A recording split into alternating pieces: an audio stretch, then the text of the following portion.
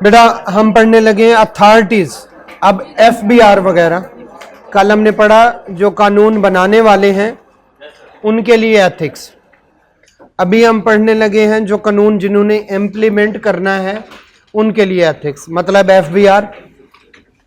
FBR वगैरह के लिए हमने एथिक्स पढ़ने हैं। ठीक है, एफबीआर लें जी। एफबीआर वाले लोगों के पास अथॉरिटी होती है। अगर वो अथॉरिटी को मिसयूज करें, बस आवाज ना है, छोड़ दें आपस में अगर वो अथॉरिटी को मिसयूज करें तो टैक्स पेयर का नुकसान हो सकता। कैसे? मुझे याद है जब मेरे आर्टिकल स्टार्ट हुए थे तो एक क्लाइंट था, वो पॉलिटिकल बेस पे विक्टिम बना। हुकूमत एक के साथ था, ज़ाहिर है ये बिजनेसमैन जो होते हैं बड़े बड़े, कुछ किसी को सपोर्ट करता है, कोई किसी को सपोर्ट करता है, फंडिंग वगैरह भी देते हैं। तो एक को सपोर्ट करते थे, बड़ा मशहूर लीडिंग फैशन ब्रांड था। ठीक है, नाम नहीं बताना। लेकिन तो वो अब अगली गवर्नमेंट आई, उन्होंने उसको नोटिस भेजा, 1 नोटिस 2 3। अगर वो ज़ाहिर है इतने सारे नोटिस कहाँ पे कंप्लाइंस होनी थी, ज़ाहिर है 2 नंबरिया तो सारे करते हैं। तो हुआ क्या कि जनाब वो उन्होंने उसका रिकॉर्ड उठा के चले गए। जब रिकॉर्ड उठा के चले जाएं तो फिर ऑडिट नहीं हो सकता। जब ऑडिट नहीं होता, आपकी रिपोर्ट नहीं आती, आपके शेयर होल्डर आप में इन्वेस्ट करना छोड़ देते हैं कि इसकी तो रिपोर्ट ही नहीं आ रही। दूसरा, उन्होंने कहा भाई आप अपनी रिपोर्ट सेल्स कम बता रहे। एक पुलिस वाला बिठा दिया कि जो भी आए जाए, और एक और बंदा बिठा दिया, जो भी आए जाए उससे पूछो तुमने कितने के कपड़े खरीदे। अब वो जो भी कस्टमर आता उससे अगर पुलिस वाला रोक के पूछता भाई कितने के कपड़े खरीदे हैं, कितने पैसे खरीदे हैं, कौन सा ब्रांड खरीदा है, कितने का एक है, कितना डिस्काउंट है, वो अगली दफ़ा नहीं आएगा। यहाँ पर तो बड़ी इन्वेस्टिगेशन होती है। तो इस तरह से क्या हुआ, वो ऑलमोस्ट ब्रांड जो है, जो सबसे बड़ा पायनियर ब्रांड था, वो पीछे रह गया और बाकी ब्रांड उससे आगे निकल गए। तो अगर ये अपनी अथॉरिटी को मिसयूज़ करें, यानी एक ही के पीछे पड़ जाएं, तो टैक्स पेयर का नुकसान हो सकता है, उसकी प्रॉपर्टी का नुकसान हो सकता है, उसके बिजनेस का नुकसान भी हो सकता है। जैसे एक बंदे से कहा भी पैसे दो एडवांस टैक्स, वो कहता है एडवांस टैक्स अभी मेरे पास नहीं है, मेरी बाहर से पेमेंट आनी है, मैं वो पेमेंट क्लियर नहीं की तो मेरा जो है मैं इंपोर्ट नहीं कर सकूंगा, और इंपोर्ट ना कर सका तो मेरे लिए बड़ा मसला हो जाए। तो इस सूरत में उसको चाहे कि कोई रिलैक्सेशन थोड़ी बहुत दे दे, नहीं जी हमें तो पेमेंट करो। उसने एफबीआर को पेमेंट कर दी, अब उसका माल तो बाहर से आ गया और यहाँ से जीडी जो है एलसी वो क्लियर नहीं करवा रहा, पैसे नहीं दे सका, तो उसकी वजह से उसका बिजनेस बंद हो गया। तो इस तरह के इश्यूज आते रहते हैं जब अथॉरिटीज़ अपनी पावर का मिसयूज़ करते हैं। तो फिर इनके लिए कुछ इनके सर पे तलवार लटकी होती है, वो है एथिक्स, कि सबको बराबर रखो, जो भी काम हो ट्रांसपेरेंट करो, कोई रिश्वत वगैरह ना लो। अगर आपने एक को रिलैक्सेशन दी है तो बाकियों को भी दे, और अगर एक को रिलैक्सेशन नहीं दी तो बाकियों को भी ना दे। किसी एक को आप 10 नोटिस भेज रहे हैं और बाकी किसी को आपने 1 नोटिस भी नहीं भेजा, इस तरह की चीज़ें। तो इनके ऊपर वो कुछ पिलर्स होते हैं, वो इनको इन्होंने फॉलो करने होते हैं। तो वो हम सारे अब एथिक्स पढ़ने लगे हैं। लीजिए एक एक करके हम पढ़ने लगे हैं। जो है ethics for the tax administrator and tax implementing authorities. किसके लिए? एफबीआर के लिए। ये एथिक्स किसके लिए बेटा? एफबीआर के लिए। ठीक है, सबसे पहला जो है power of tax administration introduction हम कर रहे हैं। ठीक है, कोई भी बच्चा जाके चार्जर अगर पॉसिबल है तो ऊपर से मेरे बैग में पड़ा होगा, वो चार्जर ज़रा लेके आइएगा। ठीक है, ये हाँ जी वहाँ से ले आइएगा, ये लैपटॉप भी बंद ना हो जाए। ठीक, ज़रा ये इंट्रोडक्शन टैक्स एडमिनिस्ट्रेशन जो है वो is not liable for tax policy and tax legislation. कानून ये नहीं बनाते, ठीक है, कानून ये नहीं बनाते, ठीक है, but deals with the current tax system. Implement इन्होंने करवाना होता है। फेडरल बोर्ड ऑफ रेवेन्यू, पता है ना ये कौन है? Federal board is the main administrative authority under the law जो है वो क्या क्या करता है, डिफरेंट टाइप्स ऑफ टैक्सेस को देखता है, आपको भी पता है। अब जनाब during administration FBR itself are through its staff exercise the forming power.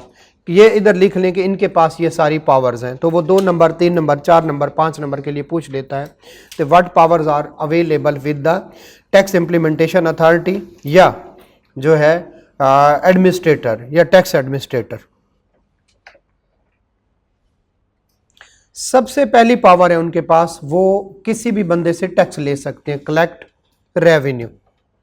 दूसरी पावर है वो मेथड ऑफ अकाउंटिंग चेंज कर सकते हैं, इसके साथ लिखे अक्रूवल टू कैश और कैश टू अक्रूवल। सुना है?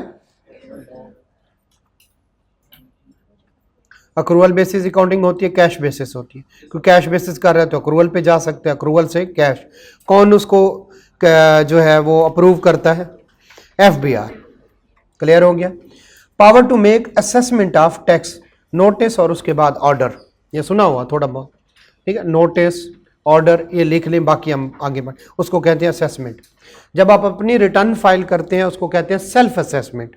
और आपकी रिटर्न में गलती हो तो एफबीआर वाले कहेंगे, यानी आपने कहा मेरी 12 लाख रुपए टैक्स बनता है, दे दिया, मान लेंगे। बाद में उनको कोई गलती नजर आई तो आपको नोटिस भेजेंगे और उसके बाद कहेंगे जनाब 14 लाख रुपए बनता है, तो इसको कहेंगे असेसमेंट। सेल्फ असेसमेंट आप अपनी रिटर्न खुद फाइल करते, और असेसमेंट अगर एफबीआर वाले बाद में आपकी रिटर्न चेंज करें तो उसको क्या कहते हैं? असेसमेंट। उनके पास पावर है। देखें, आपने कहा मेरे यहाँ से टोटल 22 लाख के हैं, बाद में पता चला कोई जनाब आपकी तो 50 लाख की एक गाड़ी है आपके नाम पे, तो उनका हक है ना आपको नोटिस भेजे, आपको नोटिस भेजेंगे, बताओ ये कहाँ से आई। पता चला कि आपके टोटल 22 लाख के एसेट है, ये कहाँ से आया, तो फिर उसके बाद वो वाली जो है बाकी आपकी किस में, इनकम में ऐड कर देंगे। बाकी ये जो है ऊपर वाले आपकी इनकम में ऐड कर देंगे। इसका मतलब है आपने, आपकी इनकम्स तो हैं लेकिन आप इनकम अपनी छुपा रहे हैं, तो उसके बाद वो असेसमेंट करेंगे। कुछ समझ आएगी, कुछ समझ नहीं आएगी, बाकी इसके लिए पूरा असेसमेंट का एक चैप्टर है। दोबारा से, एफबीआर के पास पावर है, आपको अपनी रिटर्न में गलती करें तो उसको गलती ठीक करके मजीद आपसे टैक्स ले, इस चीज को कहते हैं असेसमेंट। इस चीज को क्या कहते हैं? असेसमेंट। ठीक है, तो उसके पास पावर है कि वो असेसमेंट कर सकता है। असेस करना नहीं होता, आपने अपना अंदाजा लगाया 12 लाख है, उसने अपना अंदाजा लगाया 18 लाख है, तो उसके पास भी पावर है कि वो आपके अंदाजे पे मजीद अंदाजा लगा सकता है, असेसमेंट को असेस कर सकता है, आपकी रिटर्न को मजीद वो बेहतर कर सकता है। Power to attach the bank accounts. ठीक है, bank accounts, bank account attach करना होता है। आप अपने बैंक से पैसे नहीं निकलवा सकते। कौन निकलवा सकता है फिर? एफबीआर। मुझे याद है एक मेरा क्लाइंट था, मैं किसी एक क्लाइंट के सिलसिले में डिस्कशन करने गया। ठीक है, कैमरा ऑन है, ओके। अच्छा, क्लाइंट की डिस्कशन करने गया तो वहाँ पे एक ना पूरी लिस्ट पड़ी थी, ऊपर नाम लिखा होता मेरे क्लाइंट का और नीचे लिखी होती ब्रांचेस। ठीक है, तो मैंने उधर से ही मैसेज किया कि मेरे भाईजान सारे अपने पैसे निकलवा लें, नहीं तो शाम को एफबीआर निकलवा लेगा। समझ गया? उसको क्या कहते हैं? बैंक अकाउंट अटैच करना।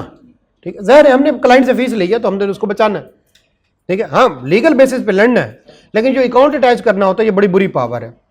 बाज़ दफ़ा पैसे भी निकलवा लेते हैं और आपका अकाउंट भी ओपन नहीं होता, आप अपने अकाउंट से पैसे खुद नहीं निकलवा सकते, ये बहुत बुरी बात होती है बैंक अकाउंट अटैच करना। लेकिन एफबीआर के पॉइंट ऑफ व्यू से देखें तो अच्छी बात है।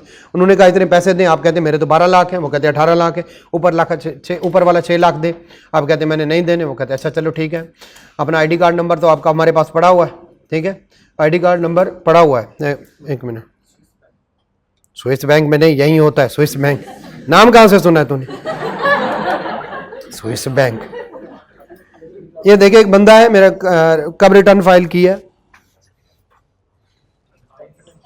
कब कब तो डॉक्यूमेंट डेट कब है? एक बंदे की रिटर्न फाइल की है, उसका क्या आ रहा है? उसका आईडी कार्ड नंबर रिटर्न के साथ आ रहा है, जो मैं बात बताना चाह रहा हूं। तो आपका जो बैंक अकाउंट खुलता है वो भी आईडी कार्ड पे होता है। किसी ने बताया आपको? आपके जो आपके प्लॉट वगैरह या जे भी होगी, ये भी किस पे होगा? ये किस पे होगा? आईडी कार्ड पे। क्लियर हो गया? तो सारा कुछ आईडी कार्ड पे, तो आईडी कार्ड नंबर उनके पास पहले चला जाता है। कौन से साल की रिटर्न है? पीरियड क्या होगा? यही सुनी सुनी बातें लग रही, ऑनलाइन की है। ड्यू डेट क्या थी? की कब है? तो इस वजह से उसको पे करना पड़ा है डिफॉल्ट सरचार्ज। कौन से वाले? ये चालान बनाया 1000 रुपए का, उसको जुर्माना लगा, वो भी उसने पे किया, ठीक है, वो भी उसने पे किया, ठीक है। लिखा होगा surcharge for ATL, surcharge for ATL, ठीक है। Active tax payer list 7E में नहीं पढ़ा था? ये वो वाला, तो एक्टिव टैक्स पेयर लिस्ट में आपको आने के लिए ये सारा कुछ करना। खैर ये तो प्रैक्टिकल बात थी, वापस चलते हैं आपके। जी बेटा पूछे। आज रिटर्न फाइल की है, आज रिटर्न फाइल की है। सुबह सुबह नहीं बेटा, आप सो जाते हैं, हम काम करते हैं। ये आज उसने, कल उसने राब्ता किया था, कुछ डॉक्यूमेंट्स दिए थे, मैं एंड तक बैठा रहा, नहीं हो सके। एक डॉक्यूमेंट्स रहता था, एक डॉक्यूमेंट उसका रात को 11 बजे आया है, साथ ही उसकी रिक्वेस्ट है ये सारे आज काम करवा दें। तो मैंने कहा 11 बज गया, 12 बजे तो कल शुरू हो जाएगा। कहता कल मैंने कहीं पे जाना है, तो ये इसको मेरे पास ज़रूरी है। तो काम है, जो आपका अच्छे वक्त में साथी है तो बुरे वक्त में आप उसके साथी बने ना। तो मैं कहूँगा नहीं, ये वाला काम मैं तो कल करूँगा, मैं तो 9 बजे, काम है। तो फिर मैंने ये तकरीबन कोई 12-1 बजे उधर ही बैठ के खुद सारे काम कर लिया। अगर आप समझते हैं CA करने के बाद या फाइनल में पहुंचने के बाद ज़िंदगी आसान है, तो इतनी भी आसान नहीं है, ठीक है। लें जी, तो इसी वजह से आज की डेट आ रही है। मेरे ख्याल 1:30 का टाइम था जब उसको मैंने भिजवा दिया, ठीक है, आपको पढ़ा के उसके बाद जाके सो जाएंगे, आज काम बाकी नहीं करेंगे। लेकिन जो काम आ गया तो फिर करना है, आपको पूरी रात जागना पड़े तो करना पड़े, इसी वजह से आज की डेट आ रही है, ठीक है। Attach the bank accounts, attach the bank account, ठीक है, अटैच द बैंक अकाउंट। जैसे दर्जी है, वो आप आगे पीछे भी उसी से कपड़े सिलवाते हैं, तो ईद के दौरान वो क्या कर, नहीं अब रश है कहीं और चले जाए, तो दर्जी खुद पे क्या लेता है, बर्डन लेता है, वो फिर रातों को जागता है, सोता भी उसी शॉप में, ऐसा ही है, ऐसा ही। तो ज़ाहिर है, मतलब नेक्स्ट टाइम अगर आपने इस दफ़ा ना किया, अगली दफ़ा नहीं आए, तो आप ये बिजनेस का असूल है। लें जी, आखिरी कौन से वाला है? Power to seize the property. आपकी प्रॉपर्टी सीज कर देते हैं, आपने देखा नहीं, वो अक्सर दुकानों के बगैर ताला लगा जाते हैं, उस पर सील लगा देते हैं, उसको कोई खोले तो बहुत बड़ा जुर्म है। इसी तरह से गए और प्रॉपर्टी का, ये प्रॉपर्टी आज से आपकी नहीं है, आप यूज़ नहीं कर सकते। यूजुअली क्या होता है, आपका स्टॉक पड़ा होता है, स्टॉक भाग के सरकार क्या कर लेते हैं, जब्त कर लेते हैं। तो ये जी क्या हो, प्लॉट उखाड़ के ले जाएंगे, कहेंगे इधर से मट्टी उठाओ, आगे जाके मट्टी से ईंटें बनाएंगे, फिर उनको गर्म करके बेचेंगे। नहीं यार, प्लॉट होगा तो कहेंगे ये प्लॉट आपका नहीं है, ये किसके नाम है, भाग के सरकार है, तो वो आपके नाम से किस पे चला जाए, गवर्नमेंट के नाम पे, ठीक है। तो ये बड़े एक्सट्रीम केसेस है, ऐसा नहीं होता प्लॉट ले जाए। लें जी, क्या बोले, ये दो एक्सट्रीम केसेस हैं। खैर, इन सब की वजह से ये अगर वो अपनी पावर एक्सरसाइज करते हैं, ये अपनी पावर एक्सरसाइज करते हैं, तो क्लाइंट को क्या नुकसान होता है, आम टैक्स पेयर को क्या लॉस होता है? मैं तो क्लाइंट कहूंगा, आपके लिए टैक्स पेयर है। लॉस ऑफ प्रॉपर्टी एंड, और कुछ केसों में वो आप जो है वो कुछ केसेस हैं जिसमें ये क्रिमिनल बन जाता है, ठीक है। एंटी मनी लॉन्ड्रिंग एक्ट के साथ अगर टैक्स का मामला आ जाए तो फिर आपको सज़ा भी हो सकती है, इम्प्रिजनमेंट, ठीक है, फिर जेल में बैठे हो टैक्स चोरी करके, ठीक है। तो नीचे एग्जांपल है, आपने पढ़नी है, सिर्फ वही बात लिखी हुई है। वो एक उसके बेचारे के क्या आनी थी, बाहर से कुछ चीज़ें आनी थी, तो उसने टैक्स वालों ने कहा नहीं हमें नहीं पता, पैसे जमा कराओ, पैसे जमा किए, तो बाहर से जो उसकी इंपोर्ट थी वो बेचारे की जो है खूह खाते लग गई, तो वो जो है उसका बहुत ज़्यादा लॉस हुआ, ठीक है। नहीं जी, अब आते हैं पिलर ऑफ टैक्स एडमिनिस्ट्रेशन, समझ आ जाए, ठीक है, नहीं तो आपने याद कर लेनी है फिर, ठीक है। अच्छा हाँ ठीक है, रटा लगा लेते हैं। बताए नमाज का तर्जुमा किस किस को आता है, आप खुद बताएं। तो क्या नहीं पढ़ते, बस समझ गया ना, जिसकी चीज समझ ना आए उसको याद कर लेना। तो हमें भी दीन से थोड़ा सा दूर रखा गया, अरबी समझ आ गई तो फिर फिर खत्म हो जाएंगे ना सारे, फिर सारे तो कुरान को समझ जाएंगे, इकट्ठे हो जाएंगे। तो फिर हमें हाफिज तो बनाया जाता है, हमें तर्जुमा नहीं पढ़ाया जाता। गई समझ आ गई तो फिर तो ये तो हाथ से गए। वहाँ पर तो कुरान में वाज़े वाज़े लिखा हुआ है, हदीस में वाज़े चीज़ें लिखी हुई हैं, अगर वो समझ आ गई तो फिर आप उसको ख़त्म के लिए तो नहीं बुलाएंगे, तो कहेंगे मैं खुद पढ़ लूँगा, ख़त्म, आज से ख़त्म। अच्छा तो ये सारी, मैं उनको ख़त्म को बुरा नहीं कह रहा, मैं ये कह रहा हूँ कि देखिए आप कहते हैं मौलवी साहब को इतने पैसे ले मेरी माँ के लिए दुआ करी, उसकी अपनी है, पैसे ले लेगा, अब दुआ कर रहा है तो दुआ तो वो करेगा, किसी और की माँ मरे उसके लिए भी दुआ करनी पड़ेगा तो यही करेगा, उसका तो कारोबार है भाई।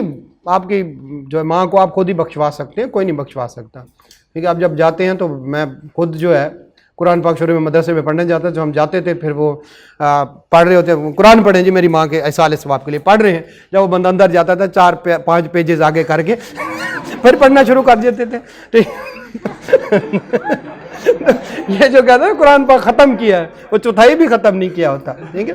तो भाई आपकी माँ को मौलवी साहब बख्शवाएगा, वो भाई दुआ तो वो है जो दिल से निकले, खुद करें जो पढ़ना है खुद पढ़े, बहुत सारी चीजें। खैर वापस आ जाए, तो जो समझ ना आए आपने क्या करना है, याद कर लें।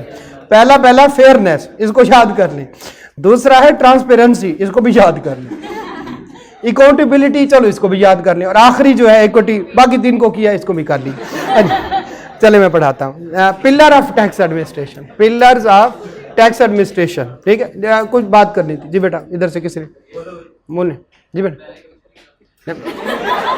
तो कुछ कहा के तो देख। जी जी क्या, नहीं अल्लाह ना करे तेरे मुंह में खाक, तो क्यों मेरी रोजी रोटी के पीछे पड़ा।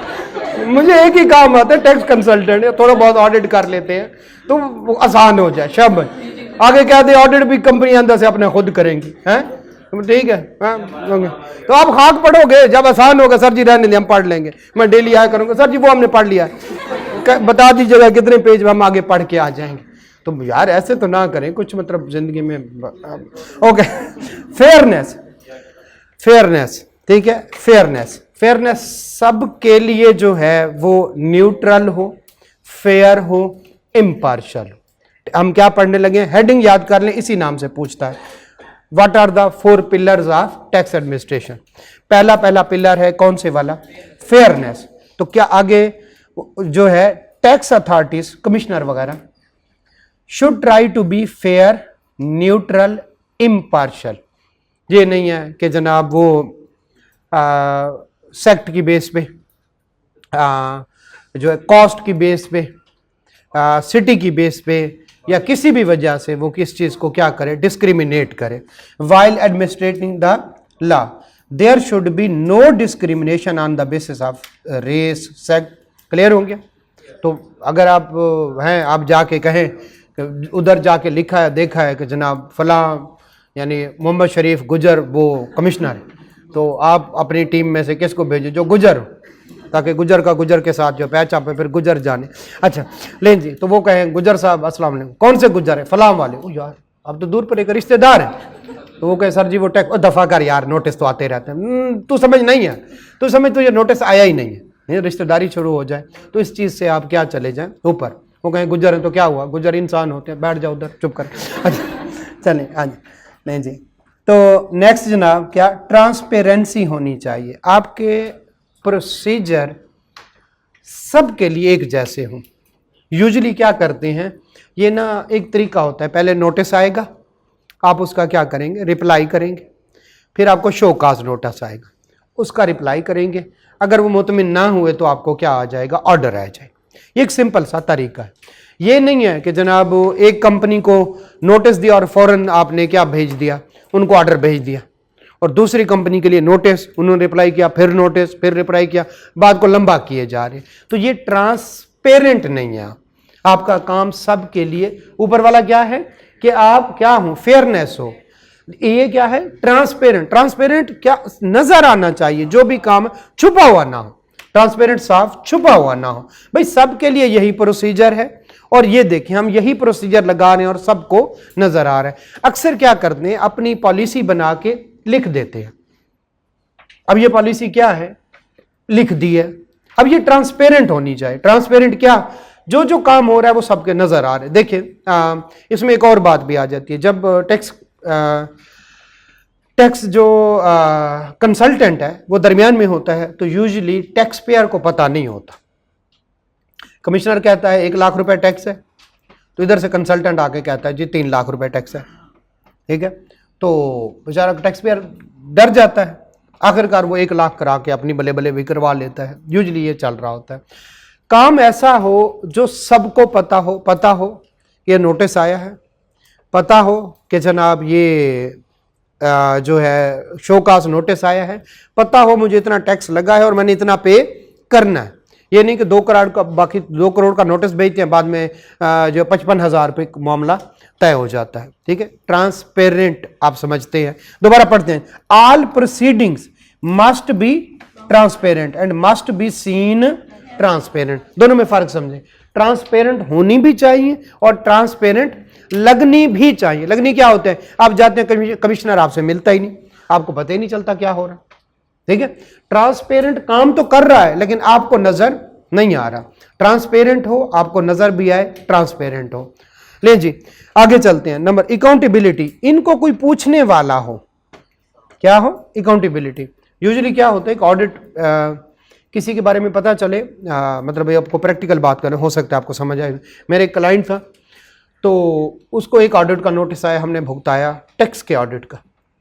दूसरा आया, टैक्स वालों ने ऑडिट किया। तीसरे साल जब मैं इसमें कि क्या हो रहा है, एक दफा ऑडिट का आ जाए तो कानून कहता है अगर कमिश्नर बहुत ही कोई अजीब से सरकमस्टांसेस, तब तक वो दूसरे साल का नहीं कर सकता। मैं अब तीसरे साल कहता है मुझे पावर मिली हुई है, क्या कहता है, मेरे पास पावर है, ठीक है। अब उससे पूछने वाला ही कोई नहीं है। बोर्ड वाले उससे पूछे भाई पूरी दुनिया में तुझे क्या हुआ था? वो थे आपस में हमसाए, कमिश्नर और मेरा क्लाइंट। तो कुछ आपस में उनके कुछ सिर्फ बच्चों की लड़ाई थी, जिसका वो क्या ले रहा था, ये वाला। तो उससे कोई पूछने वाला ही नहीं है। तो फिर मैंने कहा मैं तो लेटर लिखूंगा जो है एफबीआर को, ये किस बेस पे? तो मैंने कहा ये वाली बात लिखाऊंगा। तो तब जाके कमिश्नर सारे जो है जॉब भी उनको, तो इनका जो भी करते हैं तो इनकी क्या होनी चाहिए, अकाउंटेबिलिटी होनी चाहिए, पूछने वाला कोई होना चाहिए। जरा पढ़ते हैं। There must be strong system of accountability, ठीक है, for wrong doers which should stop discrimination थी ना उसके, नेपोटिज्म, अपनों को नवाजना और दूसरों को वो करना, और मेल एडमिनिस्ट्रेशन। तो जो भी वो गलत काम कर रहे हैं उनसे कोई पूछने वाला होना चाहिए। जी बेटा पूछे, पता। मेल एडमिनिस्ट्रेशन क्या कहा है कि जरा आप अपने ऑफिसर को भेजें, हर तरफ टैक्स कलेक्ट करें। वो 2 को भेजता है, 2 को नहीं भेजता, मेल एडमिनिस्ट्रेशन कर रहा है उसको। जो जी दिल में मेल एडमिनिस्ट्रेशन, क्या बात है, क्या आपने इंग्लिश और उर्दू दोनों के मेल मिला दी। चलें ठीक है, मेला नहीं कर दिया आपने सब। खैर जो भी है, जरा पढ़िएगा जल्दी से। अकाउंटेबिलिटी, ट्रांसपेरेंसी दोनों पढ़ें, ऊपर वाला तीनों भी पढ़ लें।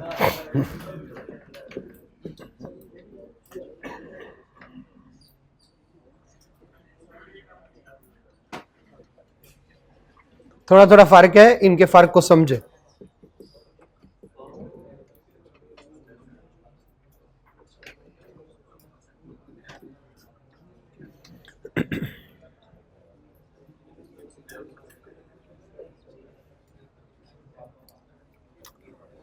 दोबारा से एक दफा फिर वो कहते हैं, फेयरनेस होनी चाहिए, मतलब न्यूट्रल हो, इम्पार्शियल हो। ट्रांसपेरेंसी, जो काम है सामने हो, साफ हो। अकाउंटेबिलिटी, जो एडमिनिस्ट्रेशन अथॉरिटीज कर रही हो कोई उनसे पूछने वाला हो, ठीक है। वो गलत काम कर रहे हैं, रॉन्ग नेपोटिज्म कर रहे हैं, करप्शन कर रहे हैं, पूछने वाला। आखिरी बात, इक्विटी, ये ना हो जो भी हाथ लगे आपके सारा टैक्स उसी से वसूल कर ले। इसमें सैलरी पर्सन वाला पिसता है। जैसे सैलरी जब देते हैं, नहीं आपस में बातें नहीं बेटा, सैलरी जब देते हैं बिजनेसमैन के लिए वो एक्सपेंस है।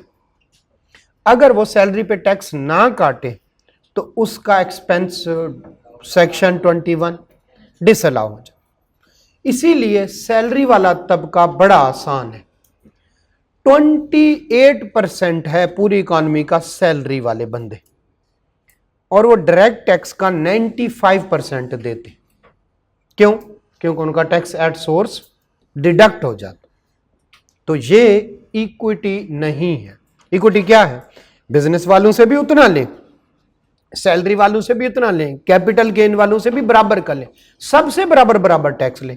लेकिन यहां पे उन्होंने क्या, इक्विटी प्रिंसिपल को फॉलो नहीं किया, सैलरी वालों से ज्यादा ले रहे हैं और बिजनेस वालों, क्योंकि बिजनेस वालों से जाके लेना है ना टैक्स, वो अपनी सेल वो कैश में कर लेता है। सुना है कहीं पे कैश में ना करे, इस वजह से, क्योंकि कैश में जो ले लेगा वो तो किसी को पता ही नहीं चलेगा, उसकी सेल कम दिखाता है, एक्सपेंसेस ज्यादा दिखाता है, तो वहां अब उसको पकड़ना है तो क्या करना पड़ेगा, बहुत सारा काम करना पड़ेगा। जाहिर है उसके एक्सपेंसेस, उसे कहेगा डिटेल ले आओ, उसे कहेगा बैंक स्टेटमेंट ले आओ, चेक की डिटेल, वो तो काम करना पड़ेगा ना। तो फिर आसानी क्या है, सैलरी वाले को टैक्स काटो, बस इनका टैक्स काटो। जरा पढ़ते हैं सिमिलरिटी, काटो नहीं, टैक्स काटो। अच्छा, काटने थोड़े रुपए नहीं जी। Tax payer should be tax in the same way by the, ठीक है, जो है tax payer should be taxed in the same way, सबके लिए बराबर होना चाहिए। Due care should be exercise to ensure that salary class is, कौन से वाले, not tax, salary class is not tax more than the business class. Okay, administrator should not achieve their objective in इर्रेश, भाई tax इकट्ठा करना है, objective क्या है, टैक्स इकट्ठा करना है। इरेशनल वे क्या है, सारा सैलरी वालों से इकट्ठा किए जा रहे। क्लियर है? एक दफा जल्दी से पढ़ें फिर आगे चलते हैं।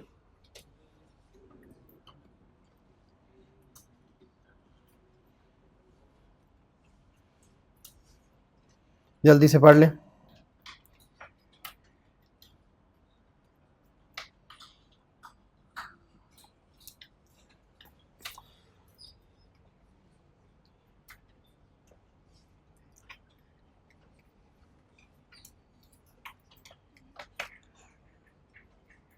क्लियर है?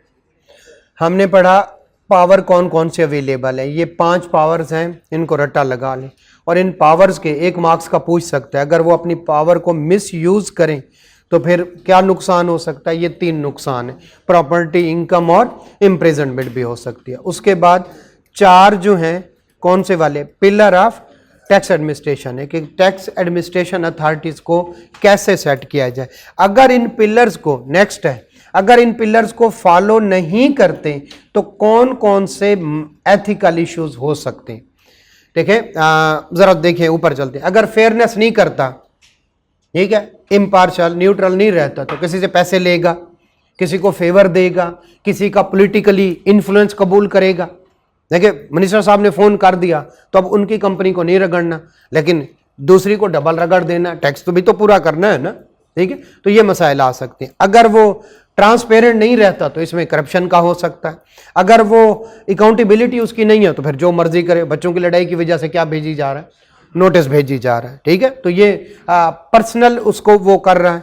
अगर इक्विटी नहीं करता तो फिर कोई ना कोई तबका रगड़ा जाएगा। ठीक है, जरा देखते हैं कौन कौन से मसाइल हैं, कौन कौन से एथिकल इश्यूज हैं अंडर 4 पिलर, ऊपर वाले कौन से। अब ये एथिकल इशू है जब आप प्रिंसिपल को, ऊपर वाले पिलर्स को फॉलो नहीं करते। पहला कौन सा है, करप्शन। करप्शन क्या होता है, जो है टैक्स पेयर से पैसे ले लेना और उससे टैक्स ना लेना। से 20 लाख रुपए टैक्स बनता है तो जाके कमिश्नर, मैं नहीं कहता हर कमिश्नर ऐसे, अच्छे भी हैं बुरे भी हैं, वो कमिश्नर से, बुरे कमिश्नर से क्या है, ठीक है, बुरे कमिश्नर को जाके कहता है सर जी 20 लाख रुपया उधर देना है, किसमें, टैक्स वालों को, तो 10 आप क्यों नहीं ले लेते, 10 बस। ठीक है, वो कहता अच्छा फिर टैक्स वाले क्या कहेंगे, सर जी लाख रुपया उधर भी जमा करा देंगे। वो कहता ठीक है, लाख रुपया उधर जमा कराओ, 10 मुझे दो, बस खत्म। ठीक है, तो ये क्या है, करप्शन। ये क्या है, करप्शन है कि वो अपने इंटरेस्ट को, कल पढ़ा था कहीं पे, ठीक है, कॉन्फ्लिक्ट, कॉन्फ्लिक्ट। ओके जी, यानी पाकिस्तान में करप्शन हो सकती है, पाकिस्तान, पाक मुल्क कमाल करते हैं, कमाल। जब हम सो रहे होते हैं वो जाग नहीं रहे होते, तो उनकी किसी की जरूरत है कि कोई करप्शन करे। अच्छा, ठीक, हाँ हाँ क्या क्या यार, पता नहीं कौन। अच्छा, कॉन्फिडेंशियलिटी, सीक्रेसी। मैं एक एक फार्मास्यूटिकल कंपनी थी हमारी, मैं इसको डिपेंड वो करने लगा हूँ, ठीक है, कॉन्फिडेंशियलिटी। एक फार्मास्यूटिकल कंपनी हमारी क्लाइंट थी, तो अब कमिश्नर साहब ने नोटिस भेजा, कॉस्ट का बताएं अपना कितनी होती है, क्या होता है। ज़ाहिर कॉस्ट एक मेजर पार्ट होता है, sales less cost of sale. Cost of sale में फार्मास्यूटिकल कंपनी के कुछ आते हैं फार्मूले, कुछ उनके सीक्रेट फार्मूले होते हैं कि वो किसी को नहीं बताते। खैर कमिश्नर ने कहा मुझे बताएं कितनी सोडियम है, कितनी पोटाशियम है, कितनी फलां चीज़, वो सारी चीज़ें जो भी होती थी मेडिसन में, पता नहीं लाखों किस्म की होती हैं।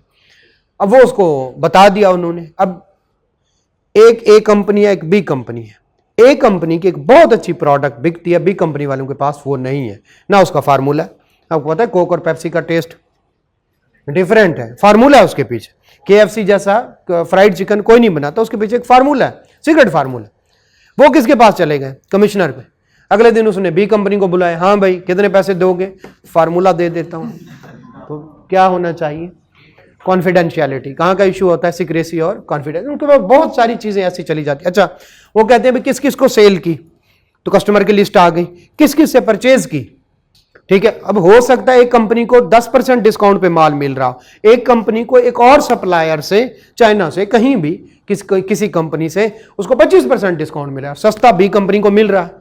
अब अगर वो एड्रेस ए कंपनी को पता चल जाए, ए कंपनी भी उधर से खरीदना शुरू कर देगी, दोनों की कॉस्ट बराबर हो जाएगी।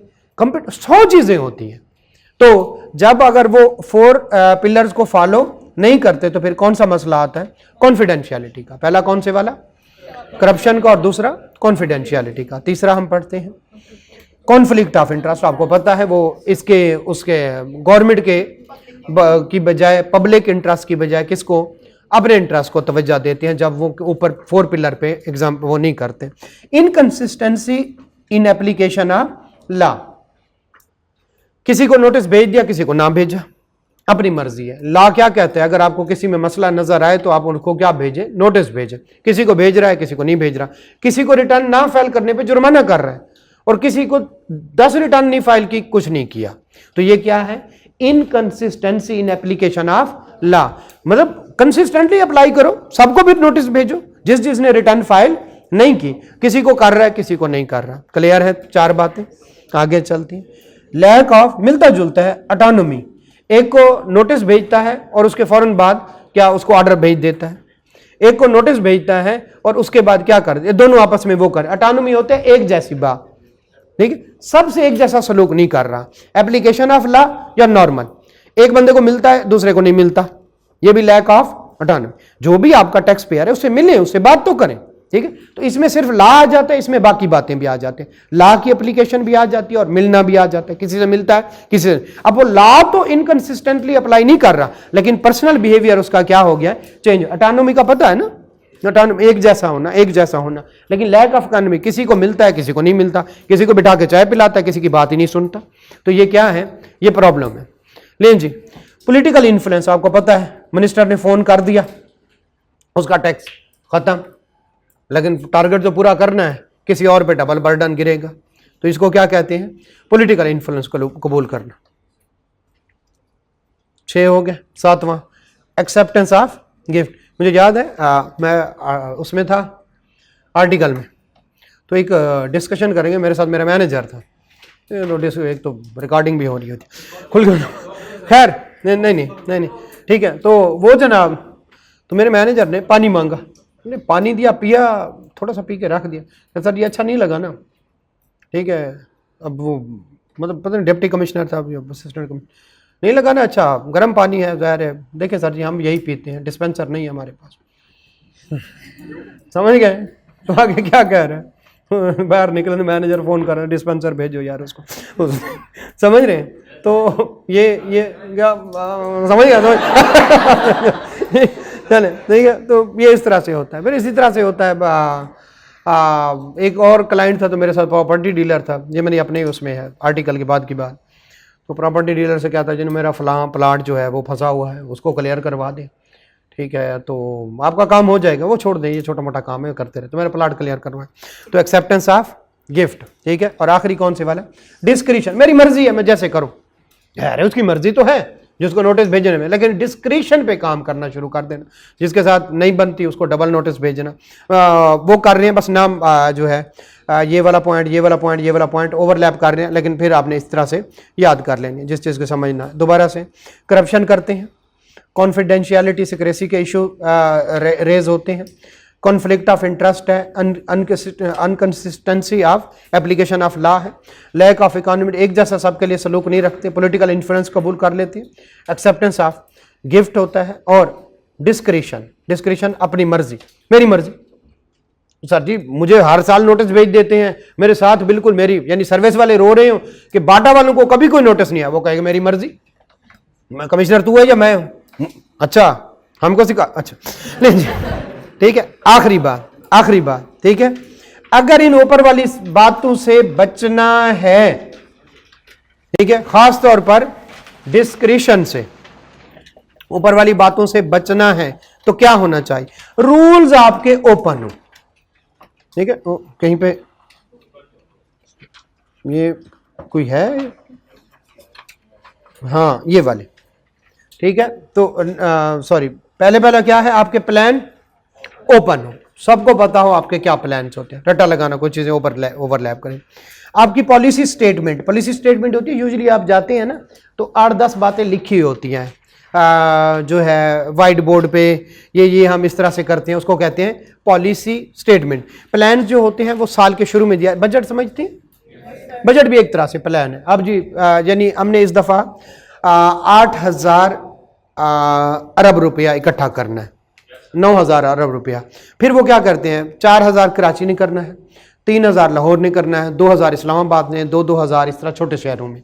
ये क्या होता, फिर उनको एग्जीक्यूट करने के लिए हमने क्या करना है, हमने इस दफ़ा रिटेलर को बड़ा टैक्स करना है, हमने फलां एरिया वाले स्टील मिल्स वाले बच्चे हुए, ये क्या है, ये प्लान है, ये क्या होने चाहिए ओपन। ये कौन से वाली पॉलिसी स्टेटमेंट होती है, हर ऑफिस की अपनी एक वाइट बोर्ड पे मिशन विजन नाम की कुछ चीजें पढ़ी, साल की एक होती है और वो क्या कहलाती है पॉलिसी स्टेटमेंट। ये भी क्या होनी चाहिए ओपन होनी चाहिए, हर जगह लिखी हुई हम उसके मुताबिक कर रहे हैं। फिर क्या होनी चाहिए, जितने भी कानून वगैरह हैं वो सब के लिए क्या है ओपन है, सबको पता है। ये क्या है, आप इसको समझ लें कि सालाना ओवरऑल किसने कितना टैक्स देना है उसके मुताबिक प्लान बनेगा। ये हर ऑफिस की vision mission statement policy statement ये होती है, और ये क्या है कानून है सबके लिए। वो कहते हैं भाईजान ये मुझे आपने टैक्स क्यों लगाया, वो कहते हैं भाईजान फलां जाके कानून पढ़ लो, उसमें लिखा है उसके मुताबिक मैंने क्या करना है। जैसे आपको पता है अगर जो इनकम टैक्स है वो कितने में होगी, साल में एक दफ़ा, जो सेल्स टैक्स होगी ये कानून में लिखा हुआ है, सबके लिए बराबर है। कोई कहेगा हर महीने मुझे कहते हो रिटर्न फाइल करो, वो कहेगा क्या है भाई सबके लिए लिखे हुए, हर एक करता है, आप नहीं कर रहे, ओपन रूल्स है, ठीक है। तो इससे करप्शन वगैरह से जो है। दूसरा कौन सा, ओपन फाइंडिंग के साथ लिखें। जब आप किसी को नोटिस भेजते हैं और वो आपको रिप्लाई करता है, जब कमिश्नर कह लें, किसी को ना कहें, कमिश्नर किसी को नोटिस भेजता है और टैक्स पेयर उसका रिप्लाई करता है,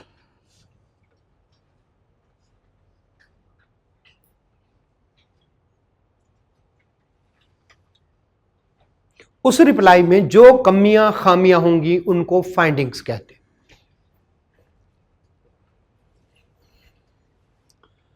टैक्स पेयर ने नोटिस भेजा, कमिश्नर ने नोटिस भेजा, टैक्स पेयर ने उसका क्या किया रिप्लाई किया, उस रिप्लाई में जो कमी खामियां होंगी उनको क्या कहेंगे फाइंडिंग्स, उनको क्या कहते हैं फाइंडिंग। तो वो ओपन होनी चाहिए। आज हमें ये आपका रिप्लाई पड़ा हुआ है, ये हमने ये निकाला है, आप कहते हैं मैंने सारा टैक्स काटा हुआ है, हमें तो कहीं नहीं लगा आपने कहीं पे टैक्स काट के जमा कराया हो, तो ये क्या कहलाएंगी फाइंडिंग।